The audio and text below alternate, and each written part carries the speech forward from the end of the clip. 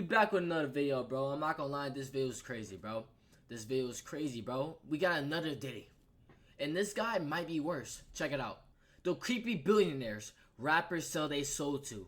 Michael Rubin. Like I said, bro, I think this guy's way more dangerous than Diddy, bro. For one, he white. For two, I'm pretty sure he's richer. Check it out, bro.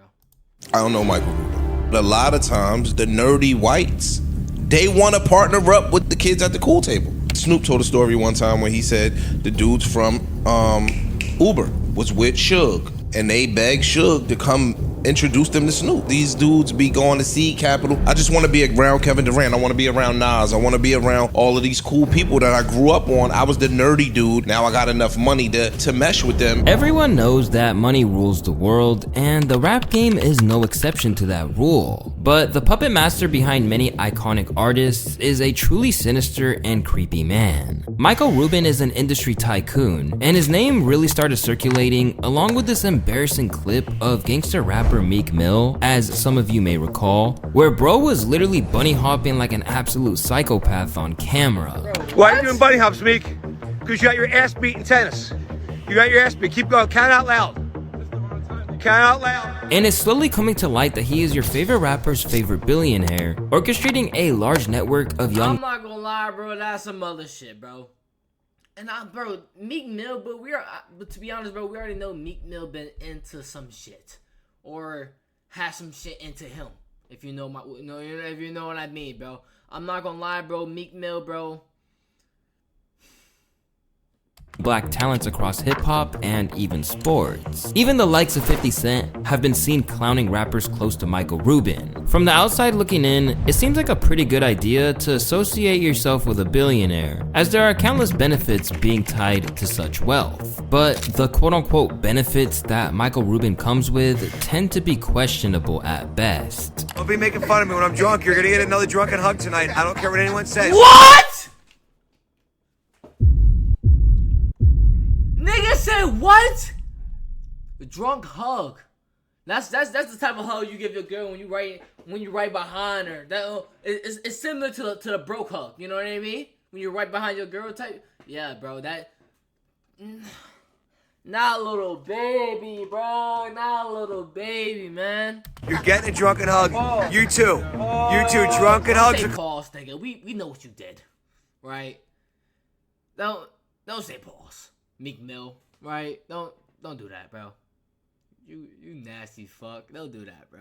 Coming tonight. It's your boy Luesta, and today we're gonna unpack the unsettling hold that Michael Rubin has on hip-hop culture. But before we get ahead of ourselves, we gotta understand his origins in the world of hip-hop and the power that he holds outside of the game that you'll see extends farther than anyone really knows. With 11 big B's to his name, it's hard to imagine Michael Rubin ever starting off with humble beginnings, but that's exactly how the story goes. Like many kids, he started shoveling snow when he was only 8 years old, and by the time he was 12, he had a ski repair shop that eventually raked in $125K a year. His keen eye for business carried into adulthood, and perhaps his most important money move came in an early investment with Fanatics, the top sports merchandise company in the entire world. I'm not gonna lie, bro, that's a lot now, bro, right? That's a lot now. 125 a year, bro? That's crazy, bro. And this nigga 12, bro? This wasn't a one-off expense though. Rubin loved sports, and he eventually was inspired to purchase the Philadelphia 76ers and became its most popular owner, despite sharing the team with several others. And it was courtside at a Philly game where he met the gangster rapper Meek Mill, fresh off the scene after coming up with moving and raw bars like these. Some summer nights can even turn cold. In the streets of Philly where niggas don't even get to turn old. My heart pumping to it turn gold. The two men were from I'm not gonna lie, bro. I feel like Meek Mill's definitely a different person, bro. That nigga back then, the nigga now, bro, completely different. At least to my eyes, I ain't gonna lie, bro. And bro, you gotta imagine, bro. I feel like he even could say this, bro. But like shit happens, but you know what I mean? Like imagine he was like what, 17 at the time? Imagine you're 17, right? And like, I don't know, you find out some information about you 20 years from now. You know what I mean? And how you gonna end up. This nigga got fucked right there, I'm sorry! It's crazy! Niggas would not expect that, bro. Nigga, like, it's so crazy how life like goes, man. You wouldn't expect that nigga could change so much in that amount of time, bro. You know what I mean? Completely different worlds, but they would end up having far more in common than one would expect. And they would begin to bond over sports, business, and more. As conversation continued, no one would expect the can of worms that was about to burst open from this single interaction. And it would change the course of modern rap entirely. So my daughter was just talking to Nikki, and Meek's like, you know, in his way, he's like, who are you? I'm like, you know, the Sixers guy. No. And then within a second, what I loved about Meek from the moment I met him, he just started peppering me with business questions. Like, hey, if I want to do this, how would you do that? And if I want to just do this in sports, and if I want to put this deal together. And in a lot of ways, he was a similar version of me from a completely different environment. They continued to meet a few times as a friendship was truly beginning to form, and in their talks, Ruben would eventually learn about Meek Mill's ongoing legal struggle. One night, maybe we'd hung out at the games maybe 10 times, and we were at halftime. And I'll remember this for the rest of my life. I said, hey, I'm going with some friends to the Borgata afterwards. You want to come? He said, I'm not allowed. I'm like, do you need permission from your mom? That's literally what I said to him. I said, you need permission from your mom? I was joking. I was being a wise ass. Yeah. He's like, no, I'm on probation. I'm like, how's this probation thing work? He's like, I'm not allowed to leave. You can't go across the bridge. 10 minutes. He's like, I'm not allowed. I'll get arrested. I'm like, what'd you do again? You see, Meek Mill was under serious pressure from a 2007 incident involving a case where he was locked up for illegal fire. That's him? Damn, pictures do no justice to this nigga. And possession. He got 2 years behind bars plus 5 years probation, and when his probation period was supposed to expire, a hard-ass judge continued to hold him on a legal leash. And things would not change for him as he grew older, even though his rap career was flourishing. In 2017, Meek picked up more probation charges for popping Willie and getting mixed up in an airport brawl, violating his current restrictions. And when Michael heard about his new friend's struggle and realized it was a problem on the judge's end, he decided to step in. I'm not gonna say who I called. I started calling people of importance to find out, is everything he's telling me true? Like, I was hearing all I was hearing was, everyone loves him, but he's got this crazy judge. But you know what? I want to make sure, all I was hearing was, everyone loves him, but he's got this crazy judge. But you know what? I want to make sure I'm always on guard. If you're in my situation, you're always. And so I kept getting back. He's done everything he's been asked from a probation perspective. You know, he's well liked. He's a good guy. Yeah, he's a little bit on rap time sometimes, but this is a good guy. You know, he's doing lots of charitable things. I wrote this letter, which I never thought it would become public. It became very public. I wrote this letter and basically talked about my relationship with him. I basically said, like, look, this has become one of my closest friends. Like, you know, he knows my daughter well. He knows my mom. You know, he knows, all of my, partners in the Sixers. Despite Ruben's letter and his appearance in court during the hearing, the judge still sentenced Meek to 2 to 4 years in prison. This was a shocking verdict. And that was after the letter? Question mark type shit? Considering everyone involved had strongly recommended against prison time, including the parole officer. It was abundantly clear that the judge had a vendetta against the young Philly native, but lucky for Meek, he had a billionaire friend in his corner of the ring. I look at Meek, and he always wants to be Mr. Tough Guy. His eyes turn pink, there's tears coming out of his eyes. I can't remember the last time anything made me tear up. I have tears coming out of my eyes, and I looked at him, I'm like, I will not stop until you're out of prison and she's off the bench. And that's exactly what he sought out to do, pouring over $6 million alongside Jay-Z to hire the best investigators and lawyers to fight for Meek's freedom. And to Millie, it meant the world. You're now sitting in an orange jumpsuit, and you're still smiling from ear to ear. I don't get it. Like he said, if it were me, I'd be so mad. How are you happy? Meek sat there. He thought about it for like a minute. He said, Robert, I've been sent to prison 3 times for never committing a crime. This is my entire life. I've been in and out of this thing my entire life. This is the first time people are fighting for me. You're here to see me today. Michael's been here 20 times. There's a crusade to free Meek.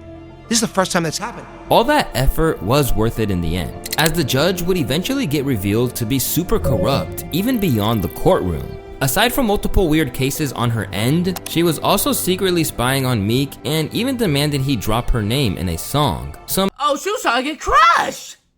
She was trying to get crushed! She was trying to...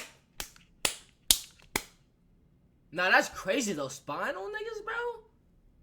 Spying on niggas, talking about threatening this nigga so you can be on his song and shit, trying to lock this nigga up? How the fuck you gonna make a song in prison? Nah, niggas did it before. But like, The fuck though? Like, that's crazy though. That's crazy. That's dead ass crazy, bro. And she black. She making us look bad. You know what I mean? You know? Pretty strange behavior. But the real win in all this was for Michael Rubin, who was quickly being hailed as a model billionaire and culture icon. He kept riding this wave when he established the Reform Alliance with Jay-Z to combat legal system failures. See, this why you need rich friends, bro. Dead ass. I'm not gonna lie, bro. Anytime I meet a nigga that's rich, bro, family rich, bro. What up, brother? What up? Nah, that's great. Nah, that's great. I ain't gonna, you know what I mean? But nah, real shit though. You do want to have like rich friends, bro. I'm not gonna lie, bro. You do like for shit like this, bro. I'm not saying you're gonna get locked up, but you know, shit happens. You know what I mean? We're gonna get 1 million people that are on probation or parole that shouldn't be out of the system. There was 4.5 million people at the time. This is 3.5 years ago. We've already cleared a pathway for 650,000 people that are on probation or parole to get out earlier from the laws that we've changed. Michael Rubin was officially a hip-hop namesake, and the idea of having a rich white billionaire friend started sounding real good to young up-and-coming artists, especially this genuine, caring dude. Let's keep this real. When you're financially successful, it's easy to give money away, okay? I give lots of money away, that's easy. What's hard is to do the work. But it wouldn't take long for the more sinister intentions of the richest man in rap to emerge from the most unseeming shadows. And it was too late for those that flocked to him. The friendship with Lil Baby, what was it about him and your guys' rapport that sort of connected you so much? He's a great guy. Baby is absolutely one of the best human beings in the planet. There's never been a thing I've asked him to help with, like from a charitable perspective with the Reform Alliance. There's never been anything. He's just such a great human being. I love his work ethic. When you hear his story, and I don't know anything about music, so when I met him the first time with Drake in the Bahamas in 2020, and he's telling me his story about, he was in jail a couple years earlier, he never rapped, and now he's got this great, kind of music career. You just want to root for the guy. Rubin's new influence pulled in big names, Lil Baby, Travis Scott, and Quavo, to name a few. Successful people hang out. I'm not gonna lie, bro. This nigga talking about he's the best human being ever or some shit like that. Bro, I'm pretty sure I saw a TikTok of this nigga robbing some YouTuber on some low-key shit. He was wearing some YouTuber chain. Correct me if I'm wrong. I probably got the wrong rapper. Old memories. Dead ass it probably like a month ago. But this nigga, some YouTuber let him wear the chain. The nigga like, oh, you want this? Yeah, try to take it from me. And drove off. Talking about, oh, I'm gonna sue you. He like, sue me then. Do that seem like a good human being? Not saying this nigga's terrible, not trying to hate him. Like, he got good music, he cool as fuck. But saying this nigga the best human being in the world, I don't know, you know what I'm saying? Hold on. My chain while he was performing and didn't give it back. Bro, I need my chain, bro. Bro, I need my chain, bro. No! It made sense at the time, especially given Michael's recent investment into Meek Mill. But a noticeable pattern began to emerge in these relationships that made people question his intentions. Why are you doing bunny hops, Meek? Because you got your ass beat in tennis. You got your ass beat. Keep going. Count out loud. Count out loud. Keep going. There's some new line. There's some other shit, chat. I don't know, bro. What that shit called, like, that ritual. This is some type of ritual type shit. You know what I mean? Where you gotta embarrass yourself for the internet? Is this not that, bro? Is this not Diddy trying to make Meek Mill? I don't know, bro. I don't know, bro. Keep going. Like don't cheat on your buddy hops. They suck. Your buddy hops suck. You got 250 more to go. Super weird dynamic, and the internet exploded when they saw what was going on. Bro, this is some house slave type shit. I'm gonna hop for you, massa. When he lost, he went straight to hopping too. Man, the rap game is nothing but a modern day plantation. I discussed the situation in much more detail. Niggas talking about that's some slavery shit. I mean, I could definitely see how you could see it, see it that way. You know, chat, bro. I'm not gonna lie, that is crazy, bro. And like, okay, listen, say they just friends. Let's remove race, cause I don't even like to bring race into things, bro. When I think of like race is always the last thing I think of, bro. Cause like I don't know, bro. It's like, I try not, just don't think about it. So let's just say remove race, right? They just friends. They made a bet. They made a bet together, and bro lost the bet. That's the bet. in my video about how Meek Mill destroyed his career. But one takeaway from that video is that this was all weird behavior. Damn though, the bet though, you gotta post it? That's some fuck shit. L-Mans! For a man like Meek Mill, a respected street artist who really portrays the image of a gangster, it just felt really weird for him to do something like this. And due to all the negative publicity he was receiving, Meek Mill tried to explain that this was a game played in prison. But of course, that only got him flamed more. Someone tweeted at him, how much did they pay you to do this? This is the first time he's addressed it. Keep in mind, there's all these Diddy rumors about Meek. There's this, what I believe to be a fake audio about Meek and Diddy engaging in some wrestling for the cereal like he used to do with the, like he said he used to. People have this assumption that Meek is doing zestivities with Diddy or potentially gay. I don't believe that. So he says, this is a game I started from prison. We used to make killers do bunny hops when they lost because it was too hostile for money. A YouTube channel, the link. This be us. I'm gonna get Ruben to bunny hop for me, okay? LOL. I'm gonna teach him D-Thang hop. I don't even... Huh? What? What? What? Us. I'm gonna get Ruben to bunny hop for me, okay? LOL. I'm gonna teach him D-Thang hop. I don't even know what half of this means. The fact that he said we used to do this in prison and we used to make killers do bunny hops, this is one of those things where if Meek was... Nigga, I doubt it, nigga. They would've looked at you, man. Nigga, I ain't doing no fucking bunny hops for some nigga in jail? For a nigga in jail? You not doing that, bro. You're not doing that, bro. I'll call family member up right now. Yo, you ever heard some shit about a nigga doing bunny hops in jail from losing a bet? No. That's some, hold on, that's some hold my pocket type shit. No! You not get away from me, nigga! What are you talking about? Right next to me and show me the phone. Anybody, really. I'm looking at him like, dog, that is not what you want to send out. You used to make killers do bunny hops. What? What are you talking about? And then I'm gonna get Ruben to bunny hop. And this is the thing. Him getting Michael Rubin to bunny hop for him has no effect on Michael Rubin. Most people don't even know Michael Rubin is the owner of the company that he owns. The clip of him doing bunny hops got so much attention that it resurfaced amid the Diddy allegations a while back as well. To make matters worse, this wasn't an isolated incident, as Lil Baby was another rapper who was a victim of one of Rubin's house bets that caught people's attention, and not for a good reason. What's the bet? I go to sleep from 5 to 4, you get 6 braids. 6 braids coming off your head. 6 braids off the back of your head if you fall asleep from 5 p.m. until 4 a.m. My entire head. Bet. Oh, what do you mean? And nigga said braids, so are we counting this side braid shot? Me getting the 2 strands. So we counted, because that nigga had 2 strands in. Little baby got dreads.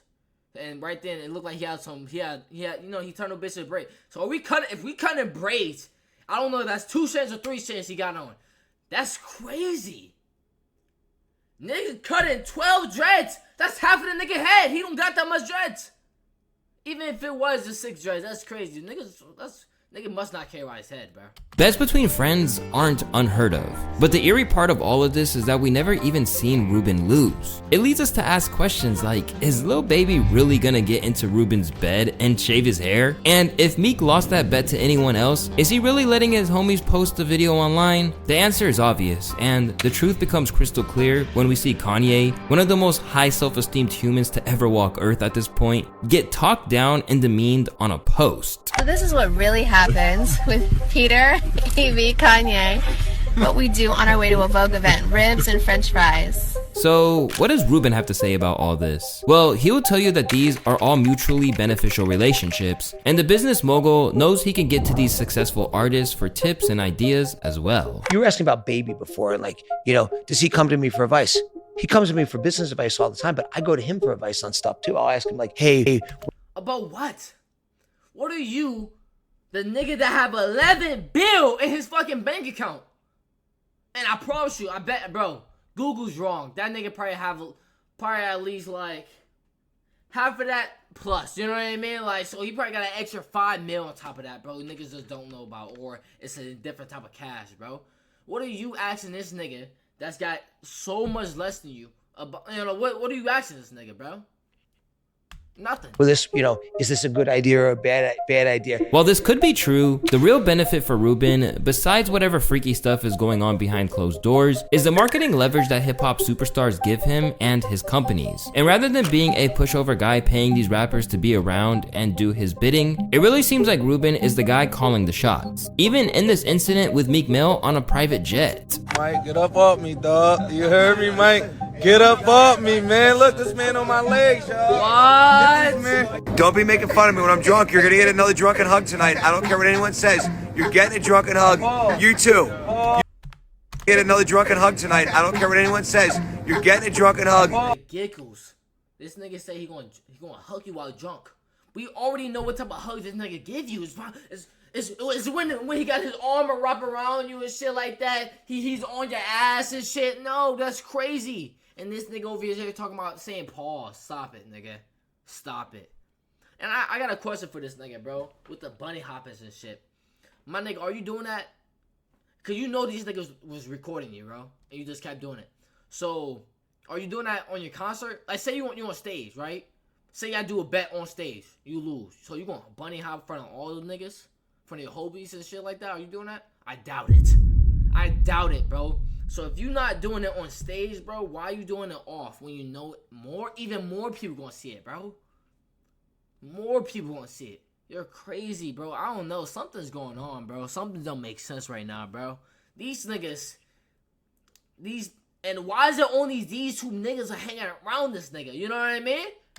You too. Drunken hugs are coming tonight. This isn't all speculation either, as we've seen him utilize a culture shifter like Lil Baby to promote his Fanatics gear on the track Merch Madness, a campaign where tons of merchandise was given out to fans. These rappers were playing chess, but Michael Rubin had them in checkmate from the beginning, pulling rappers into business endeavors and still capitalizing on their influence. His use of rappers as pawns is enough to make you speculate his intentions, but the real red flag begins to dissolve whenever we look at his more elevated social life, specifically his strange white parties. You gotta investigate this Michael Rubin party a little bit further. Y'all don't think it's a little strange? What? What? Help me out. The consistency of the A-list celebrities that go there. The hugging. What other party in the universe do you see that many of that level A-list people at the same spot at the same time? This annual Michael Rubin white party isn't what it sounds like, but might just be as strange and worth investigating, and most of all, disturbing in its nature. This high-profile gala is littered with every A-list person on the planet. Even people far outside of Rubin's circle will show out for what is possibly the biggest elite social event every single year. We're talking Tom Brady to Jay-Z, Kevin Hart to Kim Kardashian, even Drake was recently seen there, looking like bro was absolutely done with everything happening to him lately. Basically, anyone considered an elite society is invited and most certainly attends these packed parties. Of course, the first assumptions from outsiders were Illuminati comparisons, and some even pointed to Rubin himself as the leader. There's even an eerie resemblance to this crowd and Jared Leto's cult. To even be considered for an invite, you have to be at the top of the famous profiles. So it makes sense that anyone would want to show out. But what's strange is the presence of guys like Baby, Quavo, and Meek, who are all far below the status of these other guests. Their attendance seems a little bit out of place, and questions got raised, especially when they found themselves in more questionable scenarios at the hands of Michael Rubin. Whoa! Now what in the is this? Ain't no fucking way. This nigga get a tag team! I used to make this joke with my friends back in the day. When you do this, so you put your... Everybody that's watching, put your hands in the air like this, bro. Alright, we high five each other. You know what that means, chat? Do you know what that means? They doing that to him. They tag teaming this nigga. Choo choo! That's crazy, little baby. That's crazy. I thought... One of your songs, you know what I mean? One of your songs in my playlist right now. I just posted your song the other day. But you over here doing this shit, type shit. Motherfuckers got him in a reverse Oreo and he's showing all teeth. That guy, Michael Rubin, He needs culture. I listened to him on a podcast and all he talked about was trying to sell to culture. Well, here's the thing. You having $1 billion don't matter if niggas don't fuck with you. So what is it in your benefit to do? Befriend niggas. Befriend the hottest, like throw the best parties. Who knows how much money? He probably lost millions off of this party.